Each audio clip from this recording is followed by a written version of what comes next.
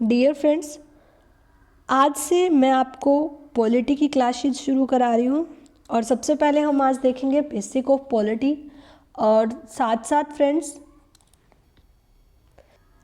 कि पॉलिटी होता क्या है। ठीक है, देखिए फ्रेंड्स, पॉलिटी हिंदी में इसका मीनिंग होता है राज्य व्यवस्था। अब इस वर्ड को तोड़ के देखिए, पॉलिटी राज्य व्यवस्था, यानी अगर कोई भी राज्य है उसमें व्यवस्था कैसे होगी, कैसे वो राज्य चलेगा, कैसे उसका प्रशासन चलेगा, ये सब चीज़ें हम इसमें पढ़ेंगे।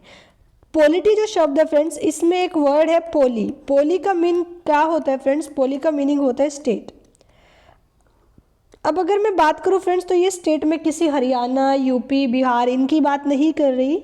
स्टेट को यहाँ मैं भारत से रिलेट करके चलूँगी, क्योंकि आपको पता है हमारा इंडिया भी, हमारा भारत भी states of union of states है। क्या है फ्रेंड्स? यूनियन ऑफ स्टेट्स, यानी राज्यों का संघ है। बहुत सारे राज्य मिले, संघ बना और उसको वो पूरा क्या कहलाया? भारत। तो हम भारत को भी इन शॉर्ट क्या कह सकते हैं फ्रेंड्स? स्टेट कह सकते हैं। बात आपको ध्यान रखनी है। तो जब जब मैं स्टेट वर्ड का जिक्र करूंगी तो आप अपने अपने राज्यों से इसको काउंट नहीं करोगे, आप इसको कंट्री से यानी हमारे भारत से रिलेट करके चलोगे। ठीक है, अब मैं बार बार ये नहीं बोलूँगी भारत भारत भारत, नहीं, मैं बोलूँगी स्टेट, कि स्टेट क्या होता है, स्टेट कैसे काम करता है, स्टेट में कैसे क्या होता है। ठीक है, तो आप खुद से इसको रिलेट करते चलना। अब फ्रेंड्स देखिए, किसी भी स्टेट को बनने के लिए उसके पास 4 एलिमेंट होने नेसेसरी होते हैं। कि कोई भी स्टेट कब कहलाएगा? जब वहाँ की कोई पॉपुलेशन होगी, यानी कि जनसंख्या होगी। सेकेंड जो नेसेसरी एलिमेंट है फ्रेंड्स, वो है टेरिटरी। टेरिटरी यानी कि क्षेत्रफल होना चाहिए, क्योंकि अगर क्षेत्रफल ही नहीं होगा तो वो स्टेट कैसे बन पाएगा। थर्ड है फ्रेंड्स गवर्नमेंट, वहाँ की कोई सरकार होनी चाहिए जो उसको एडमिनिस्ट्रेट कर सके, चला सके उस देश को, उस राज्य को। और फोर्थ नेसेसरी एलिमेंट है फ्रेंड्स सोवरेनिटी। सोवरेनिटी क्या होती है फ्रेंड्स? संप्रभुता, कि वो राज्य या वो देश अपने आप में संप्रभु होना चाहिए, वो अपने आप में एक प्रभुत्व होना चाहिए उसका, सेल्फ डिपेंडेंट एक तरीके से। ठीक है, यानी कि एक संप्रभु राज्य होना चाहिए। फ्रेंड्स जो पॉलिटी की ये डेफिनेशन थी कि पॉलिटी एक स्टेट होती है, पॉलिटी क्या होती है? एक राज्य व्यवस्था होती है जिसमें 4 एलिमेंट नेसेसरी होते हैं। ये किसने दी थी? ये दी थी गार्नर ने। It is given by Garner. तो गार्नर के डेफिनेशन के अकॉर्डिंग कोई भी स्टेट क्या होता है? एक ऐसा जिसके पास ये 4 एलिमेंट होते हैं। ठीक है, कैसी जगह। चलिए फ्रेंड्स आगे देखते हैं। देखिए, एक पॉलिटिशियन होते थे सोकरात। सोकरात इनके शिष्य हुआ करते थे प्लेटो। कौन होते थे फ्रेंड्स? प्लेटो। जो प्लेटो थे इसने एक बुक लिखी थी द रिपब्लिक। तो अगर आपसे क्वेश्चन पूछे कि द रिपब्लिक बुक के राइटर कौन है, तो प्लेटो। प्लेटो किसके शिष्य होते थे? सुकरात के शिष्य होते थे। और अगर ये पूछे 2 अकेडमी खोली गई है एथेंस में, एथेंस में जो 2 अकेडमी है वो किसने खोली थी? तो फ्रेंड्स वो भी प्लेटो ने ही खोली थी। अब प्लेटो के शिष्य आए अरिस्टोटल, यानी कि अरस्तु। जो अरस्तु था फ्रेंड्स, इसने एक बुक लिखी द पॉलिटिक्स। जो द पॉलिटिक्स बुक है वो अरस्तु की है, और अरस्तु को फादर ऑफ पॉलिटिकल साइंस बोला जाता है। तो अगर क्वेश्चन पूछे who is the father of political science, अरस्तु को फ्रेंड्स पॉलिटिकल साइंस का फादर कहा जाता है। अब अरस्तु के एक शिष्य आए अलेक्जेंडर द ग्रेट, और आप सभी जानते हैं अलेक्जेंडर द ग्रेट कौन थे? महान सिकंदर, जिन्होंने जग जीता था, एक तरीके से हम बोलते हैं, जो मैसेडोनिया से आए थे भारत तक। ठीक है, तो यहाँ से जो क्वेश्चन बन सकते हैं फ्रेंड्स, अब वो देखते हैं कि द रिपब्लिक बुक किसने लिखी थी? प्लेटो ने लिखी थी। क्वेश्चन ऐसे भी आ सकता है कि इनको ना ऑर्डर में लगाओ, कौन किसका शिष्य था? सुकरात, प्लेटो, अरिस्टोटल, अलेक्जेंडर। अब अगर आपको ये याद होगी सीरीज तो आपको आराम से इनको लगा दोगे, अदरवाइज आप नहीं लगा पाओगे। तो देखिए, सुकरात का शिष्य होता था प्लेटो, प्लेटो का शिष्य होता था अरिस्टोटल, और अरिस्टोटल को फादर ऑफ पॉलिटिकल साइंस कहा जाता है। इनके शिष्य होते थे अलेक्जेंडर द ग्रेट। ठीक है, द पॉलिटिक्स बुक किसने लिखी है फ्रेंड्स? अरिस्टोटल ने लिखी है, अरस्तु ने लिखी है। अब देखिए, जो प्लेटो ने द रिपब्लिक बुक लिखी है, यहाँ एक वर्ड यूज हुआ रिपब्लिक। रिपब्लिक का मीनिंग हम समझ लेते हैं फ्रेंड्स। रिपब्लिक का मीनिंग होता है एक ऐसी स्टेट जिसमें जो सुप्रीम पावर होती है वो कौन हेल्ड करता है? वो by the people and their elected representative. अगर मैं सिंपल से वर्ड में बात करूं फ्रेंड्स, तो एक ऐसा देश जिसमें प्रधानमंत्री भी हो और राष्ट्रपति भी हो, उसको हम कहेंगे कि ये जो कंट्री है ना, ये रिपब्लिक है। कैसे है देखिए, प्रधानमंत्री, आपको पता है हम लोकसभा के सदस्यों को चुनकर भेजते हैं, यानी कि bye the people, elected by the people. But क्या राष्ट्रपति को डायरेक्ट पीपल इलेक्ट करते हैं? नहीं, इसको हमने जो रिप्रेजेंटेटिव भेजे हैं वो इसको क्या करते हैं, इलेक्ट करते हैं। ठीक है, तो एक स्टेट जिसमें सुप्रीम पावर हेल्ड होती है bye the people. Bye the people कैसे हो गई? हमने लोकसभा के जो मेंबर है उनको डायरेक्ट भेजा है। और देयर इलेक्टेड रिप्रेजेंटेटिव कैसे हो गया? जो हमने जो भेजे हैं उनने जो रिप्रेजेंटेटिव इलेक्ट किया है। ठीक है, तो नॉर्मल सी लैंग्वेज में एक रिपब्लिक कंट्री वो होगी जिसमें प्रधानमंत्री और राष्ट्रपति दोनों होंगे। ठीक है, चलिए फ्रेंड्स आगे देखते हैं। आगे फ्रेंड्स अगर मैं आपको बताऊं कि जो पॉलिटी होती है वो एक तो होती है इंडियन पॉलिटी। ठीक है फ्रेंड्स, जिसमें हम भारत की राज्य व्यवस्था को पढ़ेंगे कि भारत की जो राज्य व्यवस्था है वो कैसी है, भारत में एडमिनिस्ट्रेशन कैसे होता है। और दूसरी होती है फ्रेंड जियो पॉलिटिक्स। जियो पॉलिटिक्स बोल सकते हो, वर्ल्ड पॉलिटिक्स बोल सकते हो, जिसमें हम पढ़ेंगे कि संसार जो है उसमें कैसे राज्य व्यवस्था चली हुई है। तो आज की वीडियो में मैं आपको इंडियन पॉलिटी शुरू कराऊंगी। तो चलिए फ्रेंड्स विदाउट एनी डिले हम वीडियो शुरू करते हैं। सबसे पहली बात friends, Indian polity. Indian polity में हमें पढ़ना क्या है कि हमारे इंडिया में एडमिनिस्ट्रेशन कैसे होता है। और एडमिनिस्ट्रेशन कैसे होगा फ्रेंड्स, ये कहाँ लिखा है? ये संविधान में लिखा है। इसका मतलब सबसे पहले तो क्वेश्चन यही शुरू होता है कि संविधान कैसे बना, संविधान की मांग कैसे हुई, संविधान कैसे किसने ये चीज़ और कैसे कैसे लिखी गई कि ऐसे इलेक्शन होंगे, ऐसे प्रधानमंत्री चुना जाएगा, ऐसे मुख्यमंत्री चुना जाएगा। तो हमें 1 बाय 1 ये चीज़ें देखनी है। तो चलिए शुरू करते हैं। क्वेश्चन की फॉर्म में मैं आपको पूरी पॉलिटी कराऊंगी। फर्स्ट क्वेश्चन मेरा ये है फ्रेंड्स, संविधान सभा की मांग कब हुई, डिमांड कब हुई कॉन्स्टिट्यूट असेंबली के लिए? डिमांड फॉर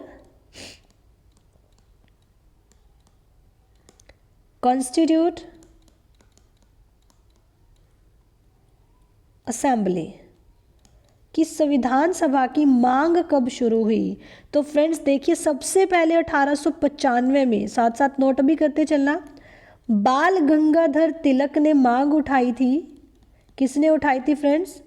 बाल गंगाधर तिलक ने संविधान की मांग उठाई थी। इन्होंने अपनी स्वराज जो पत्रिका थी, ये स्वराज पत्रिका लिखते थे, स्वराज पत्रिका के स्वराज बिल के नाम से, कि भाई मैं स्वराज पत्रिका में स्वराज बिल लेके आया हूँ, और स्वराज बिल के नाम से इन्होंने पहली डिमांड उठाई थी, मांग उठाई थी कॉन्स्टिट्यूशन असेंबली के लिए कि भाई संविधान सभा की मांग होनी चाहिए, संविधान सभा बननी चाहिए कि भारत का संविधान ऐसा ऐसा होगा जो ये डिसाइड करे। फ्रेंड्स 1895 में बाल गंगाधर तिलक जी ने मांग उठाई थी वो कैसी थी? वो अनऑफिशियल डिमांड थी। ठीक है, पहली तो थी लेकिन अनऑफिशियल थी। तो अगर आपसे पूछे, अनऑफिशियल डिमांड, कि पहली अनऑफिशियल डिमांड संविधान सभा के लिए कब उठाई गई थी? तो आप कहोगे 1895 में। किसने उठाई थी फ्रेंड्स? बाल गंगाधर तिलक ने। किसके थ्रू उठाई थी? स्वराज पत्रिका के स्वराज बिल के नाम से उठाई थी। ठीक है, ये थी पहली unofficial demand for constitutional assembly. अगर मैं आगे बात करूं फ्रेंड्स कि दूसरी संविधान सभा की मांग कब उठी थी, तो 1922 में। किसने उठाई थी? गांधी जी ने। महात्मा गांधी जो थे, गांधी जी ने ये उठाई थी। और यंग इंडिया एक मैगजीन होती थी, गांधी जी की यंग इंडिया मैगजीन। इस मैगजीन में इन्होंने कहा था कि भारत का जो संविधान है वो भारतीयों के द्वारा होगा, कि भारत के संविधान में क्या लिखा होगा, ये भारतीयों के द्वारा लिखा जाएगा, बनाया जाएगा।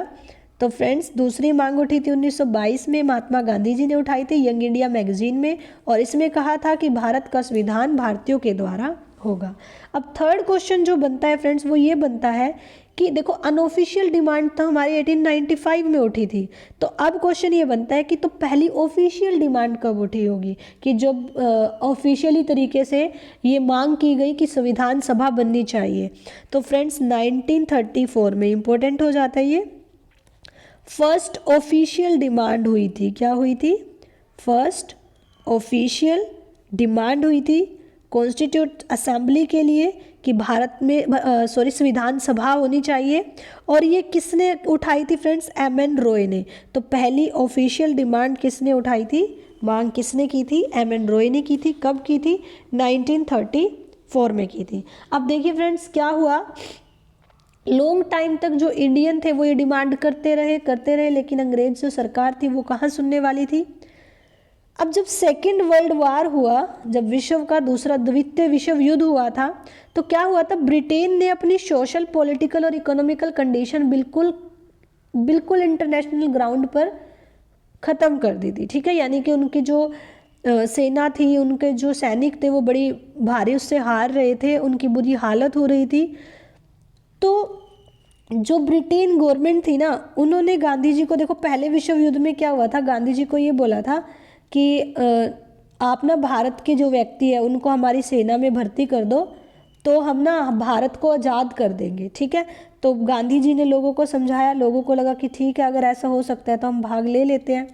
लोगों ने भाग भी लिया बढ़ चढ़कर। उस टाइम पर ब्रिटेन जीत गया था, लेकिन जैसे ही वो जीता तो उसने क्या किया, इनकार कर दिया कि ऐसा कुछ नहीं होने वाला, हमने जो कहा था वो कहा होगा। जब दूसरा द्वितीय विश्व युद्ध हुआ, फिर से उन्होंने गांधी जी को ऐसा करने के लिए कहा, तो गांधी जी ने कहा नहीं, इस बार ऐसा नहीं होगा। अगर पहले संविधान सभा की मांग की कि ऐसे अगर आप हाँ भर दोगे तभी हम इसमें शामिल होंगे। ठीक है, तब अंग्रेजों ने क्या किया था, ब्रिटेन जो थी उन्होंने क्लेमेंट एटली को as a prime minister, as a prime minister select किया था क्लेमेंट एटली को। और वो कहाँ, किस पार्टी से था फ्रेंड्स? वो लेबर पार्टी से था।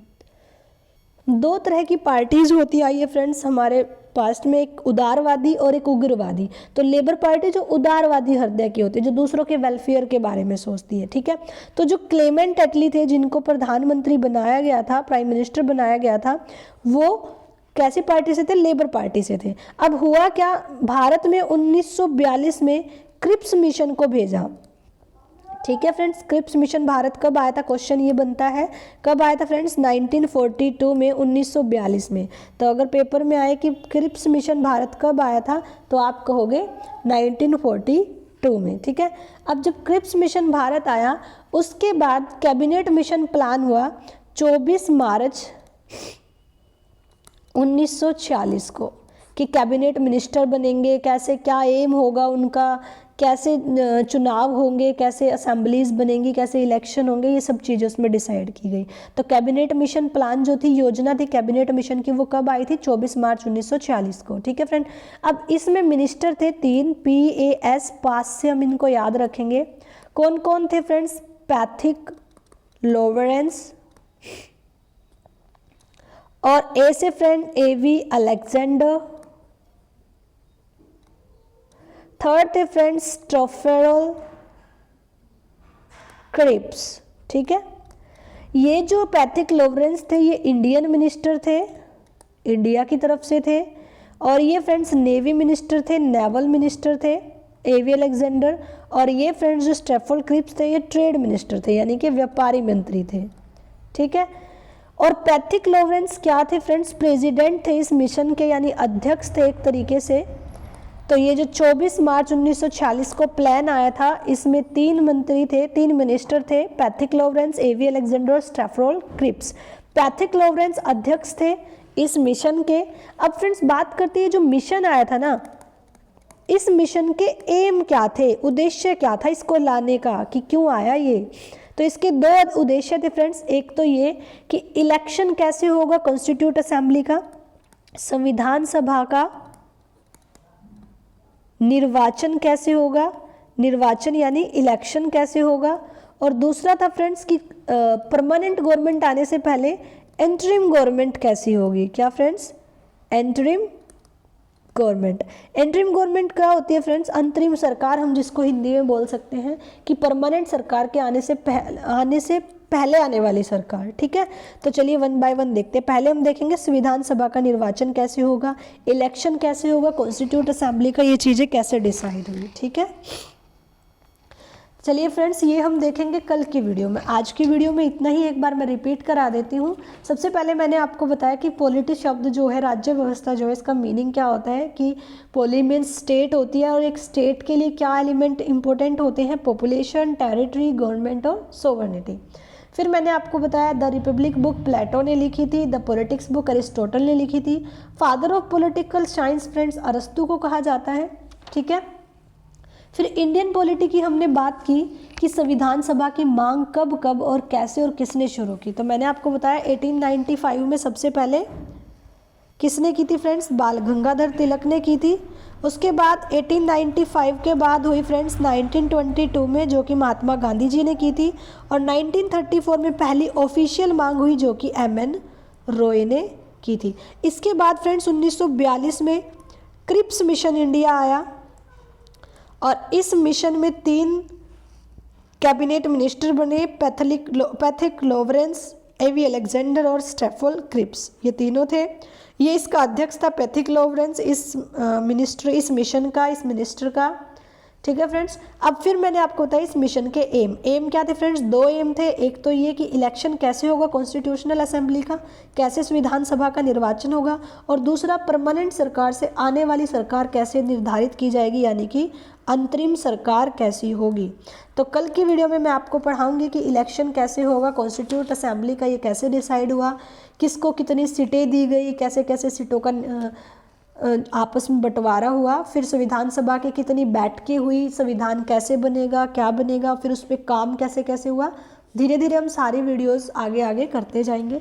फ्रेंड्स, अगर आपको वीडियो अच्छी लगी है तो वीडियो को लाइक करें, चैनल को ज़्यादा से ज़्यादा सब्सक्राइब करें, बेल आइकन को प्रेस करें फ्रेंड्स, ताकि आपको मेरी डेली वीडियोज़ की नोटिफिकेशन मिलती रहे। और जुड़े रहे फ्रेंड्स मेरे साथ रोज़ाना एक पॉलिटी की वीडियो करने के लिए। और भी फ्रेंड्स साथ साथ में जियोग्राफी की, हरियाणा जीके की, स्टैटिक जीके की, करंट अफेयर्स की ये वीडियोस भी कराती हूँ, तो मेरे चैनल को सब्सक्राइब कर ले। धन्यवाद फ्रेंड्स मेरे साथ जुड़ने